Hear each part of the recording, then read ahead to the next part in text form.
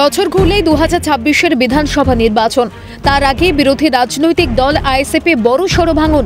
তৃণমূলের হাত শক্ত করতে ও উন্নয়নে সামিল হতে দলে নাম লেখালেন আইএসএফ পঞ্চায়েত সদস্য সহ প্রায় শতাধিক কর্মী সমর্থক। ছবিটা উত্তর 24 পরগনার দেগঙ্গার। আইএসএফ থেকে আজকে 100 আইএসএফ করি এবং তার সঙ্গে 90 নম্বর বুথ সংসদ নম্বর 1-এর যে আমাদের মেম্বার হালিমা বিবি এবং তার ছেলে আমার পাশে আছে, তারা এখানে সপরিবার আজকে তৃণমূল কংগ্রেস জয়েন করবে। জানা যায় দেগঙ্গা বিধানসভার অন্তর্গত বেড়াচাপাই দেগঙ্গা 1-এর তৃণমূল ব্লক সভাপতি আনিসুর রহমানের নেতৃত্বে আয়োজন করা হয় যোগদান কর্মসূচির। সেখানেই তৃণমূলের পতাকা হাতে তুলে নেন আইএসএফ পঞ্চায়েত সদস্য সহ প্রায় শতাধিক কর্মী সমর্থক।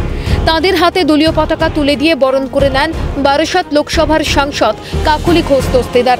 তবে দলবদলে আইএসএফের কোনো ক্ষতি হবে না, জয়ের ব্যাপারে আত্মবিশ্বাসী জেলা নেতৃত্ব। এদিকে আপনাদের দলের কোনো ক্ষতি হবে? আমাদের দলের কোনো ক্ষতি হবে না, আমাদের দল যেখানে আছে সেখানেই থাকবে। আগামী কালকে যদি ভোট হয় তাও আমাদের দল ওখানে জিতবে। এখন দলবদলের ঘটনা শাসক দলের হাত কতটা মজবুত করে এবং বিরোধী দলের ভিত কতটা আলগা করে তা তো সময়ই বলবে। পঙ্কজ বিশ্বাসের রিপোর্ট, ক্যালকাটা নিউজ।